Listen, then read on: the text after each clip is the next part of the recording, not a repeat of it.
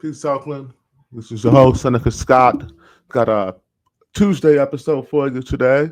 I finally got a hold of the extremely busy Vincent Ray Williams III, who runs the Urban Compassion Project, who you can find all around town, helping the unhoused find services, as well as make sure that these illegal dumping sites are being addressed.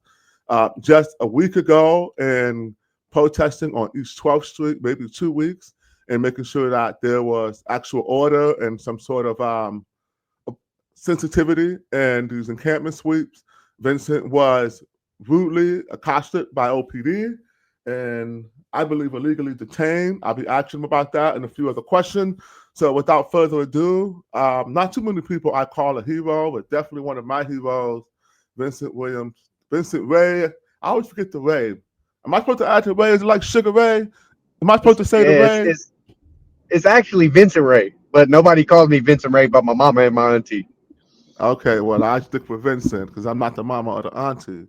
But, we're going to have a difficult conversation, as most of our conversations tend to be.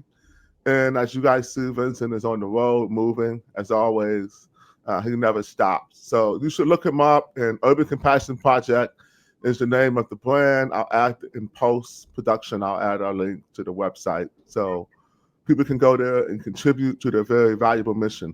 Vincent, what happened a couple weeks ago? You were calling me. I haven't got an update. And so I'm calling to get an update for me, and you can kind of just let everybody know what happened out East 12th Street with the encampment suite. What happened? Can you hear me at all? I can hear you great.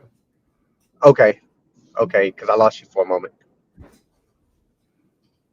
No, so what happened during the encampment suite when you were detained by OPD? We went to me and our co-founder actually went to drive through and check on people. We don't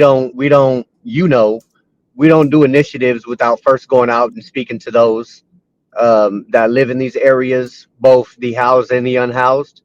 To help build these relationships and trust. And so we went to go check on a location on 19th and East 12th, 19th and East 12th, and noticed that Oakland Public Works was there with one tractor and one small City of Oakland truck.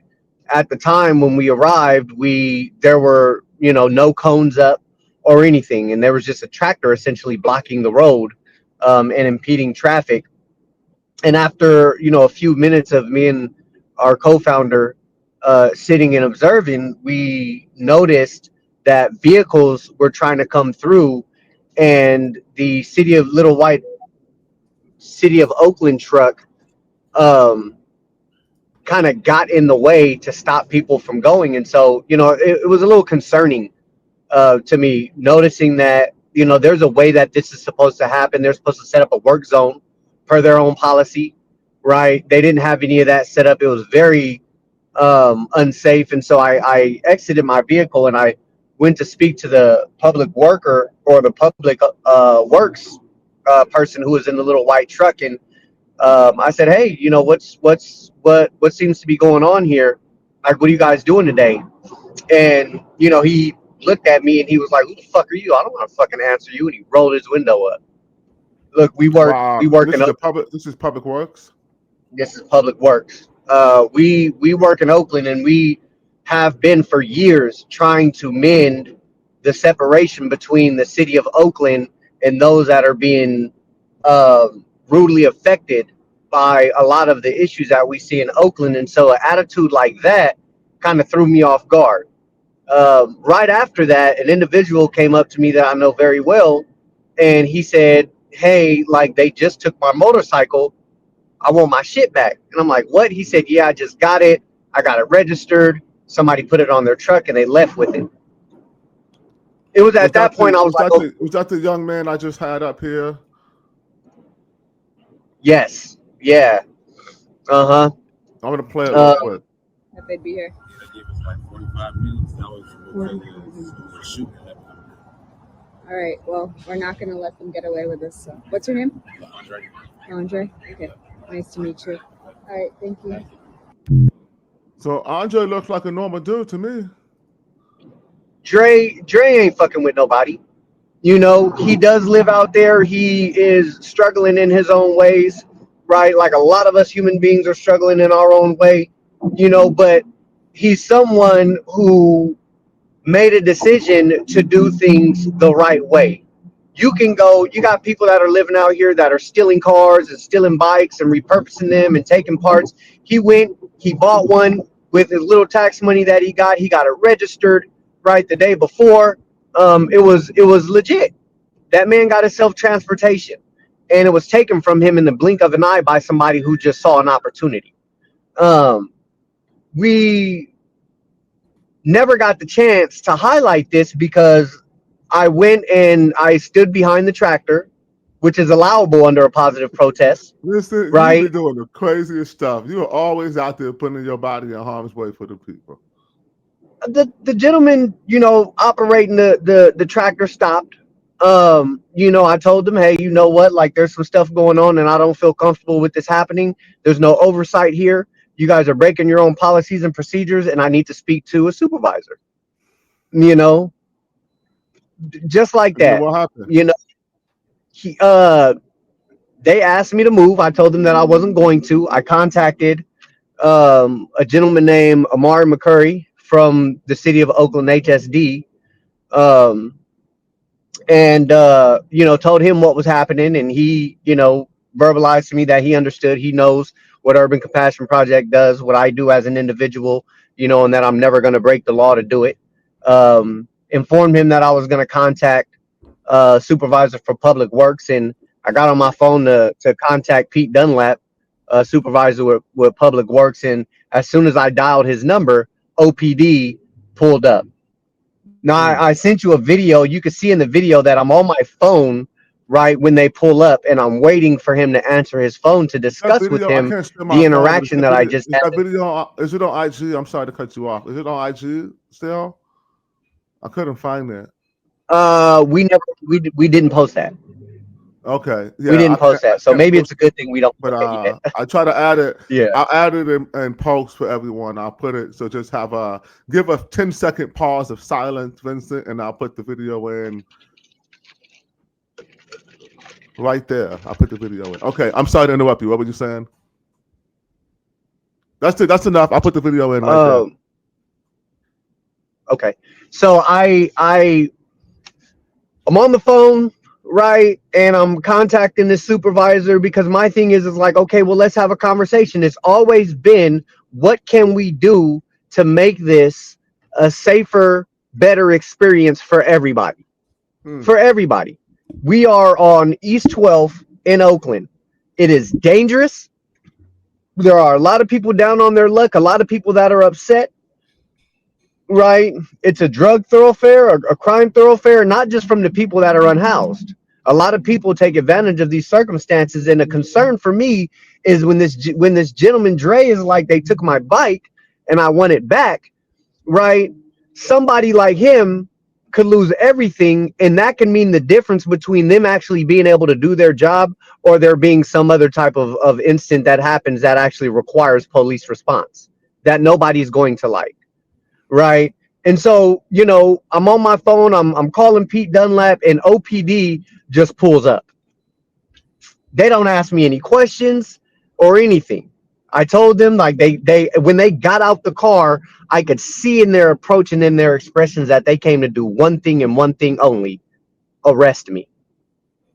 And when they went to grab me, I clearly let them know, like, I do not give you my consent.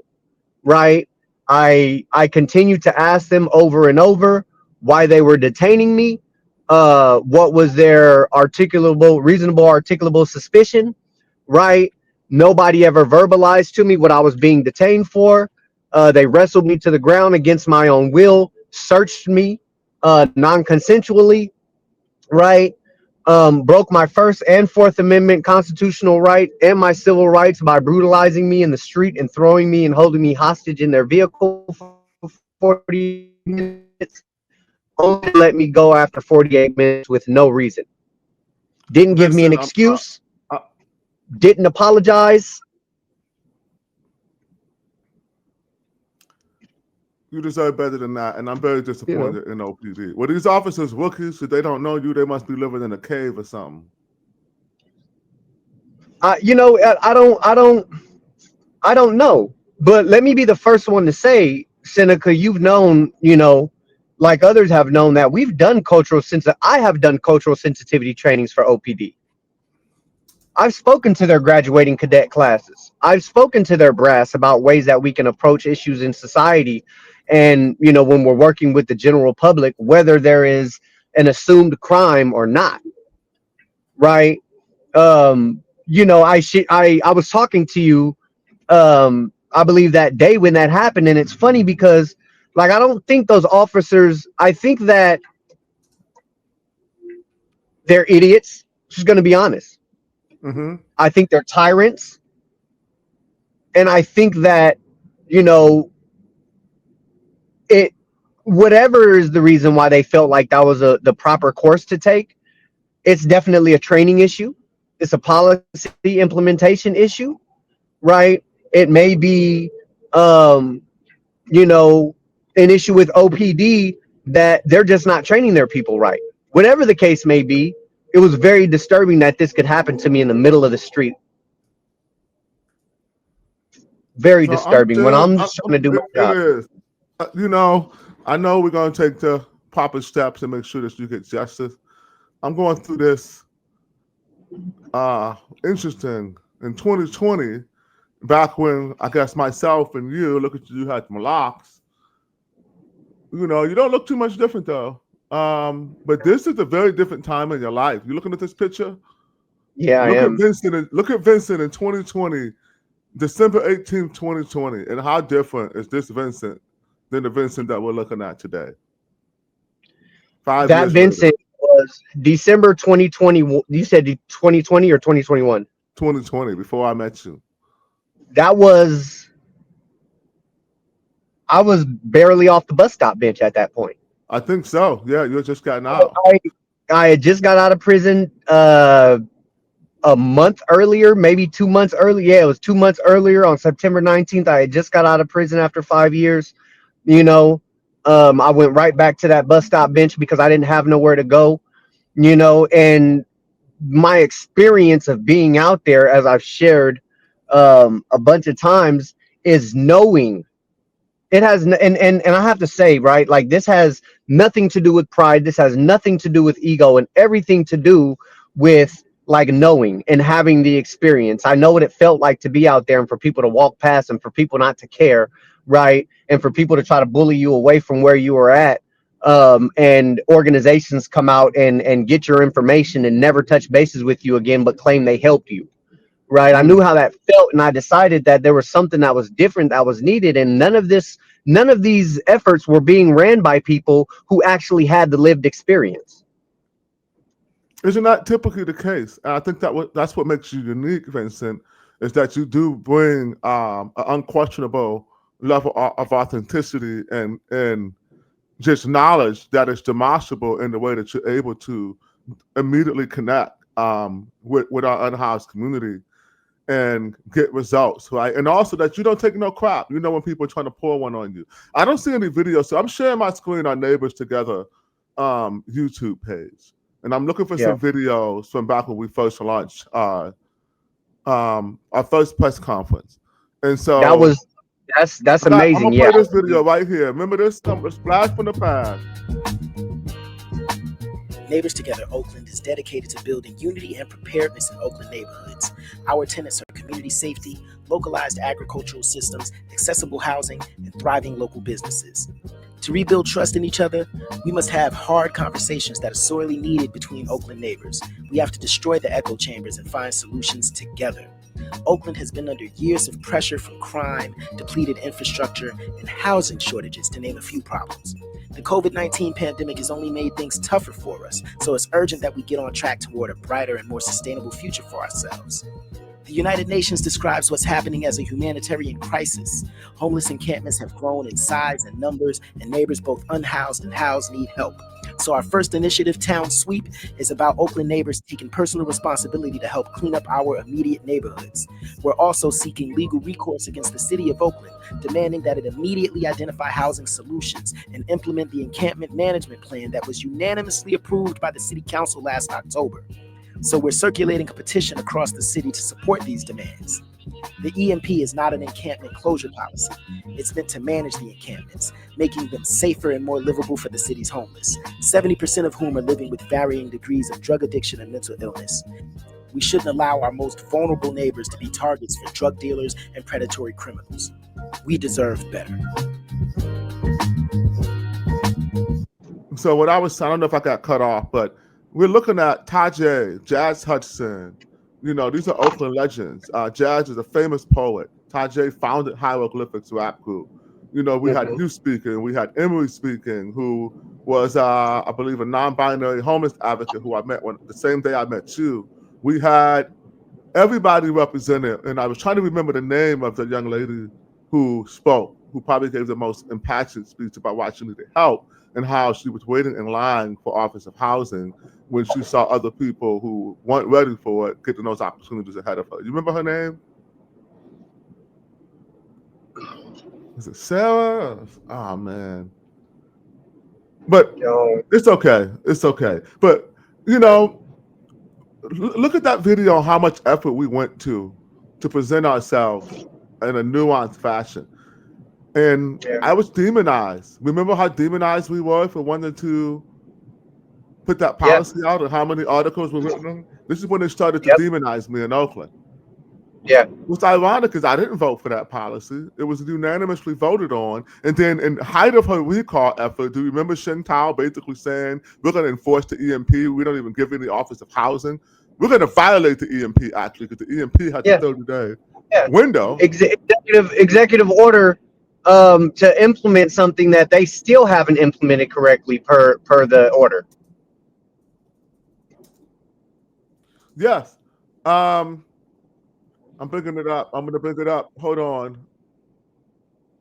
We're going to watch it. We're going to watch it because this hypocrisy is what I want to move into next, right? It's the main reason I wanted you here because I don't ask for help often, but I need some help right now. And I need somebody who's strong enough and brave enough to stand up to the bullies, to give their own perspective about what's going on here in Oakland. But first, I'm going to show one more video. Now, I'm not going to post all the articles, but we were demonized. And I do mean demonized for wanting to have that EMP follow. On Oakland's plan to ramp up sweeps of homeless encampments, an executive order issued today by Mayor Sheng Tao. KTVU's Betty Yu, live tonight in Oakland with the story. Betty.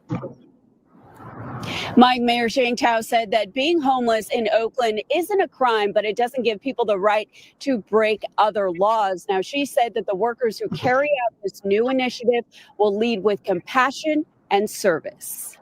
Mayor Sheng Tao said Oakland is taking a more aggressive stance on homeless encampments in the wake of a U.S. Supreme Court ruling in June that granted cities new authority to clear tents more quickly. Aunt Moreno lives under the overpass near the Oakland Police Department headquarters. What if they swept this one? Wouldn't be the first time. Where would you go? I mean, ain't no telling. No, you don't have a plan. In a pre-recorded statement, Mayor Sheng Tao said the order is effective immediately. The city will focus on encampments near schools, small businesses, and homes. Workers will also target encampments that block traffic and bike lanes or impede first responders from doing their jobs. She doesn't understand. People don't want to live outside. This is a mental health issue. I was homeless for 12 years. I'm going to see some crew or some. This is a mental health issue. 20 come out here, some outreach. Listen to the person who speaks for themselves. The mayor said themselves. homeless people will be offered shelter and services. If the city offered you shelter, would you take it? I guess it depends on the circumstances. Come on. We're going to drug programs and none of that. The city said it's been actively clearing tents. In fact, on Friday, it cleaned up a So I don't want to watch this whole thing because I know I don't have too much time with you, and I want to get to the. But Vincent, give me your thoughts on how over 4 years we went from being demonized to the media all of a sudden ignoring. Now that it was no longer politically convenient, optical for them to virtue signal about the unhoused. As a former unhoused person yourself who directly services this community right now, give me a 5-minute rant on this hypocrisy, or do you see it as hypocrisy? What are your thoughts on the sudden reversal of having a common sense approach to encampment abatement and the fact that now Shintai just says, I'm going to sweep them all up. I don't even care. Where did this come from? I think, listen, everybody that's up under that bridge, we know. We have worked with them. That is one of the regular spots we work in. They are removed by Caltrans every other fucking week, right? Brief history of that location between 5th and 6th and Broadway, right across from the police station, is that Caltrans will come in, move them from behind the fence, put them on the street. The city of Oakland will move them from the street, put them behind the fence. It's all bullshit, right? To say that, oh, well, they, being homeless is not a crime, but, some of the stuff they do. Listen, like, this is coming from one of the fucking biggest criminals. How you gonna sit here and say what somebody else is doing when it's not a crime and not really put in place anything that's going to be substantially like solution based enough for them to get the resources they need? We did a individual needs assessment, point in time count for everybody that's unhoused or homeless in Oakland. As an organization, you mean the Urban Compassion Project? Yes, as an organization, and we spoke to every single person, 5,729 people that we could identify about what they feel is the issue and where they feel like resources need to come from first. 98% of these individuals said mental health services and substance use services. What we have in the city of Oakland is a bunch of people that have no clue what the fuck they're talking about. No idea what they're talking about. They're not going out on the street. They're not talking to people. They're not getting people's firsthand account as to the help they need. The gentleman said he didn't want to go into a shelter. He don't want to go into a shelter because people are being robbed, raped, right? Stolen from, assaulted. You're throwing a bunch of people with mental health issues into a little box and expecting people to excel with no real services being rendered. The same thing with tiny homes. Nobody wants to go into a tiny home because they have to share an experience with somebody else who has both their mental health and substance use issues battling. We would think we could have an individual tiny home, or maybe that they will actually have some installation. Remember, you brought a generator when the power went out at the tiny homes by Wood Street, right? I don't even have time to show that video. I got demonized for that. I got demonized for spending my own money in my pocket to provide these people, right, with something that would help them, like at least power a light and charge their phones and power their microwaves so they can heat up their food, right, in a place that already didn't have no damn power. And doing that time, one person was doing that same time when they had that generator. The city of Oakland fought with us, telling us that we could not do that. Didn't restore the power. PG&E refused to do it. They refused to push PG&E, and someone died in one of those tiny homes doing those few days. I was there when they came to take the body away. Well, I didn't know that. What? These are issues that are caused by the city of Oakland bureaucracy and the homeless industrial complex because they want more money. So why do these people who are in charge, let's move it to the city and some accountability. So, we got a mayor's election going on right now. Yep. And so there is a movement, some kind of coordinated effort. And I'll bring them up in post-productions. I don't want to waste your time. I want to get to the real conversation here about this hypocrisy. There's a movement demanding Lauren Taylor denounce me, saying that Seneca Scott is actually, I am going to share, I don't know if you've seen this, on Barbara Lee's own website for mayor. Let me show you what she has here. Let me show you what she has. I know, don't look at it because you're driving, but you can look at it later. We need you here, Vincent. Don't be doing nothing dangerous. I see you with some nice hair. So if you go to her website here and go to media, scroll down into Lauren Taylor's field comm sheet where they got all Lauren Taylor's dirt. And it says here, Taylor is tied to homophobic activist Seneca Scott, who has been criticized for appearing at events along right-wing activists and failed political candidate. I lost 2 elections. I don't know. Pam Price lost 30, but she's not a failed candidate, I guess. Who has a history of making inflammatory and false statements in public. Seneca accused Brandon Harami, a city of Oakland, out gay man of being a pedophile without offering any evidence whatsoever. Multiple East Bay, it's not like a 3rd grader wrote that, right? Brandon obviously wrote it. Multiple East Bay political organizations, including East Bay Stonewall, and others have condemned Seneca Scott in comments that he's made. They won't say the comment because it's all about Brandon Harami and my hatred toward that fucking evil piece of shit. But anyway, you've known me for 5 years, 4 years. Before you knew me, I founded Oakland Festival, which you probably knew as being a safe space for the queer community. I was interviewed by the crystal dealers in 2020 with the sole purpose of asking me, how did I, as a straight Black man, create a safe space for the Black trans community in my community garden in West Oakland? How did we get from that to the entire Bay Area queer community calling me some kind of vile homophobe and trying to act like that's my platform? Like I go around trying to hate on gay people. Like, what's going on? I need your thoughts on that, Vincent. So listen, right? And I share this often, right? For all of the people, I got a lot of hate for even associating with you, right? I got an extreme amount of hate for associating with you. There was somebody who contacted me at one point because they saw my name on a flyer, right, to go and speak, and told me that I broke their heart, right? Somebody who is supposed to be, down with the Black experience and extremely for like people of color, somebody who is a white trans person, right? As a pansexual man that is part of the queer community and does so much advocacy around helping people, let me say this. It's bullshit. It's absolute bullshit.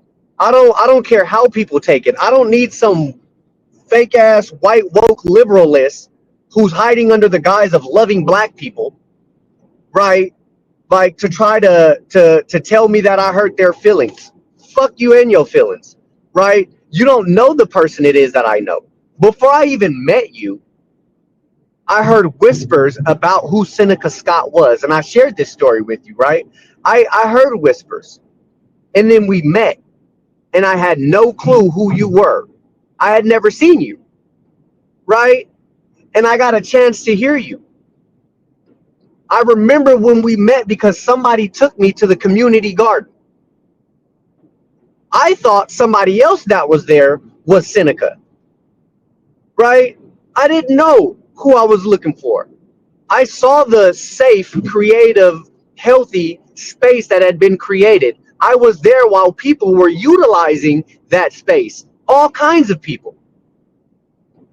And we got to talking, and I got to actually get to know the individual before this narrative that ends up getting written about people, right, ever had a chance to have a negative effect on my perception of you. But see, here's the thing, that's the difference between me and a lot of other people.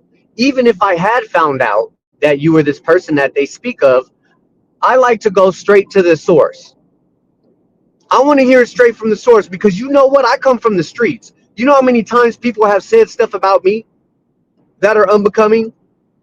And I think the community needs to know our first initiative together was holding the city of Oakland accountable for the EMP. And the way that we did that was by doing a press conference where the news was there, and you gave a platform. Our first client we ever had, Rachel, white trans woman. White trans woman. It's on the news. You can see it yourself if you watch Rachel, that was her name. That was her name.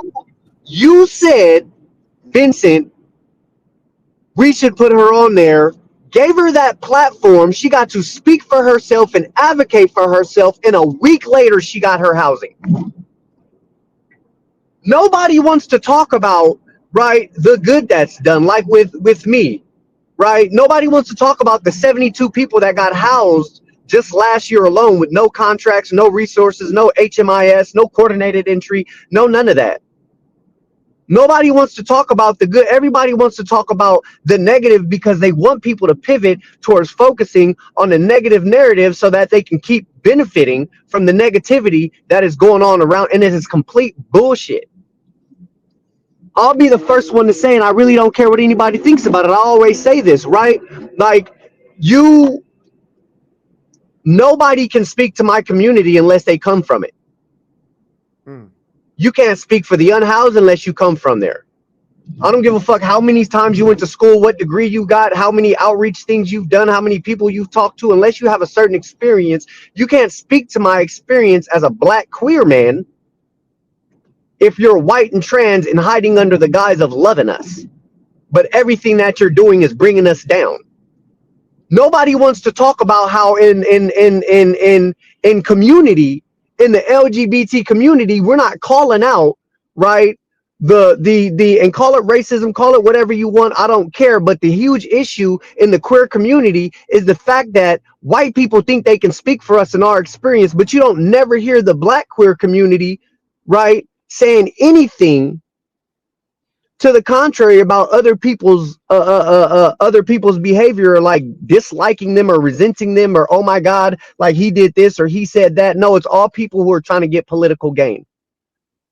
It becomes about the individual, not about the mission. Because in my opinion, and like I said, this is not my community. It is my community because I live here, but I'm not queer. So,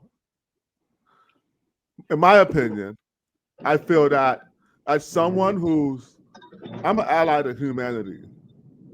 And so I don't tolerate bullying in any respect with anyone around me. And we always have sought to create a safe space for people to be their full self. That's the answer I gave to the crystal dealer, and that's the answer I give today. And I also believe that nothing is radical or revolutionary unless it's accessible to everyone. Everyone.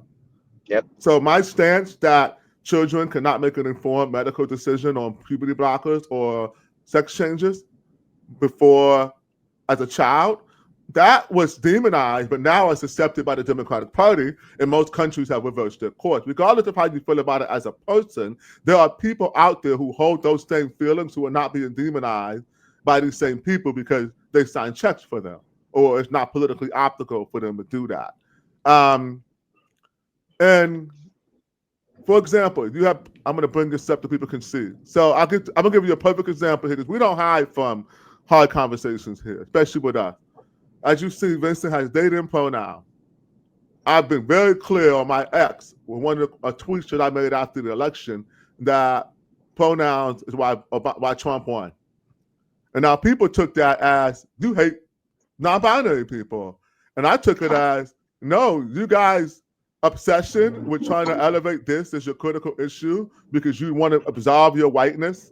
And you want to say, I'm not white because I care about these people, and you want to hide behind your Black Lives Matter or your Black Trans Lives Matter flag, and that virtue signaling and lack of care for those actual real lives is why you lost, because you're fake. And they don't want to hear that. So the central question is to you, Vincent Ray Williams III, the Seneca Scott homophobic. Is Seneca? No, listen, I find it extremely interesting, right, when these conversations come up, because these are people that don't know you. I'll share an experience I had. We're fighting wildfires in LA, right? It is what it is. And one day, having some rest time, I walk outside, right? I almost get hit by a car. I call the dude out that's driving the car. I'm like, hey, man, you might want to slow down. He's like, oh, I'm very sorry, right? I go about my business. A man walks by walking his dog, and he said, who do you think, you're the police? And I said, you think you don't know how to mind your own fucking business? And he said, what? And I said, I'm a biracial man walking down the street that almost got hit by a car, and I asked somebody to drive a little safer, and all you can think about is, am I the police or not? I said, did you vote to defund the police? Then he said, what? I said, or are you just a gay ass white woke liberal man? And he got all out of sorts. Right? He got all out of sorts. You can't do that. You can't say that to me. You can't. I didn't say anything that wasn't true. It's a fact. Right? You have So a tank top he was on. obviously gay. He was obviously gay. Okay, I was going to ask, how you know He he was was. gay? He was. All of his nails were painted. He had a Black Lives Matter tank top on, a rainbow hat on. And the way he said it was, "You think you the police? Look, man, I've been around community very long time, right? Like we know how to read people, and I'll read somebody's tea really fast, right? Like I'll read somebody's tea really fast, whether it was my ex-fiance when he was on some shit or whoever it may be, right? Like I'll read their tea really fast, and so I called him out on it, and people call it hurt, call it trauma, or I don't call it none of that, right? What I call it is like people not knowing how to stay in their lane. Our community is literally in the position that it is in because people claim to like have this radical liberalism. Everybody is woke and everybody wants to help the community. This narrative has been pushed out by our elected officials, pushing people to act a certain way and to believe a certain something. And at the end of the day, the elected officials are benefiting from it, while the people that need the assistance and the people that are suffering continue to suffer. But don't nobody want to talk about that. People get mad when a black man who's pansexual, right, like steps up and says, stop saying this shit. Stop calling this person a homophobe. Because this person will give a person a shower, a black trans woman a shower before you'll ever even talk to them about getting some help or wondering what, before you even have the chance to know what their name is. But you want to call somebody a homophobe and you don't want to highlight the fact that somebody is actually doing great work. It takes a lot to do what you do as a person, Seneca, without just sitting behind the screen all the time. You are out here on the streets just like I am, right? And unfortunately, like I have become used to being demonized for what it is that happens or what it is we do when it's good because it doesn't fit the narrative. I'm not here to fit anybody's narrative. And at this point, people can say whatever the fuck they want to say about me. I told somebody the other day, I'll say this and I'll end. Somebody asked me, they said, how do you feel about Seneca Scott? And I said, Seneca Scott.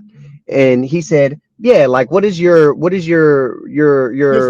just randomly, I'm on their mind. Just randomly, they don't know that I know you. And I said, well, I don't particularly know why. And he said, well, you know, there's a lot being said, and you know, there's stuff on social media and in the news and in articles about him being a homophobe and about him being, you know, this, that, and the third, and they want to talk about your political position. I said, well, listen, check this out, man. I said, I know Seneca, and me and Seneca are friends. And he was like, what? I said, yeah. And I said, I don't care what Seneca's political beliefs are, right? I don't care what other people say about Seneca, right? I don't care what the news or the media says about Seneca. And he said, well, why not? And I said, because that is why we are fucking up as a society, because these people build our narrative for us. I said, me and him don't agree on most things. Me and my brother don't agree on most things either, but you can have your experience, I can have my experience, and what we do is collaborate. Collaboration is elevating each other's gifts and abilities and skills so that we could better be part of a solution. Being able to look past whatever opinion, whatever belief it is that we have to come to the table to work towards a common solution is true collaboration. And the reason why we're not getting nowhere as society is because nobody wants to do that shit because they don't like what the other person said or somebody said they said that. It's all bullshit. I wish it would stop. I add a layer. I wish it would stop too, but I'll add another layer to it. The people who are doing it are the people who are actually in charge of our city who are failing us. These aren't random people who are doing this. These are people who are trying to hide their failures and scapegoating. A black man, and I don't play the race card a lot, but it's just really disappointing that in Oakland, California, that we're allowing this to happen in the place that's supposed to be respectful of these gentlemen you see up on my wall here. That's why I keep them there to hold me accountable. I keep them there looking at me so I know that my walk, none of these people were like in the media. None of these people behind me, you can't see it because the light is on them. Fred Hampton wasn't like in the media. They murdered that man at 25 years old. Most of those people were not liked in the media. And the fact that the media demonizes yet another person with absolutely no control over our budget or anything like that, while sparing those people who are directly in charge of these failures and allowing them to scapegoat and demonize other people, tells you that we're the ones on the right side of history, and we're the ones that are fighting for the people, like always. So, hey, it doesn't get me down, but I will say lately, I felt the need to address it. And I think that the reason I asked for you in particular, because I know that, number one, there's no one braver in the city of Oakland than Vincent Ray Williams III. Even Seneca Scott is not as brave. And I never had to do no jail time. I never had to sleep in a tent and stay up all night worried if somebody's going to rob me or hurt me. I've had a very blessed life, and I appreciate those blessings. I don't think that you should have to be wounded as a young person to be able to give back. But at the same time, I make sure that the people whose voices need to be heard, I put my work into uplifting your voice in that community. And I've always deferred to you in those spaces because I know that you're a walking, living expert. And I need to, as you said, know your lane, right? Yeah. And stay in your lane. And I've tried to do that to the best of my ability. And when I get out of lane, you call me up and you're willing to tell me as a friend, hey, I have some questions about your actions. And same here, right? And I think that's, I think this conversation may or may not help some people who actually really have questions. And for those of you out there who don't have questions, who just want to hate on anybody, that hate is in your heart. And you're projecting. I don't take it personal. I love you anyway. And I love you, Vincent. Love you, brother. You're my hero, man. Stay up out there. I'll say this last thing, Seneca, right? If you have an opinion, that's great. Everybody has an opinion, but opinion without true knowledge and facts is just that, an opinion, right?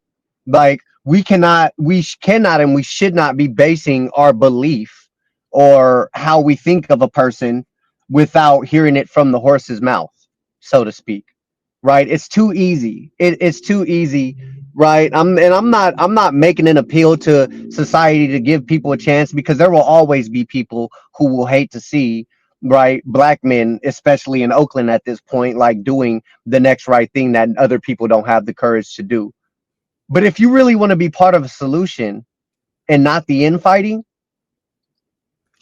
perfect person right here. Perfect person right here. Me and you. And so that being said, still got a job to do. There's still people out here that are suffering. There's a woman who has somebody sleeping on her doorstep right now who wants reprieve, and the person on their doorstep needs somewhere to go, and that's who we're going to help today. Everybody else, let them have their experience. Hey, that part. And then with that being said, I know you guys will get some gas. I'm not going to hold you up. Thank you, Vincent. I'll talk to you soon. If you have not contributed to Urban Compassion Project, we will put the link down below. They are pretty much funded by donations, and they are by far and away the most effective group that is servicing the unhoused and cleaning up Oakland, probably in Alameda County. And we need to get them all of the help that they need so they can help us, because there's no one does it better. Anyone who's been serviced by UCP, they know the level of sophistication, nuance, and most importantly, compassion that they bring to their work. Thank you, Vincent. I appreciate you, brother. Thank you. Y'all be well. Yo, I swear it's only up from here. Yo, I swear it's only up from here. Yo, I swear it's only up from here. Yo, I swear it's only up from here.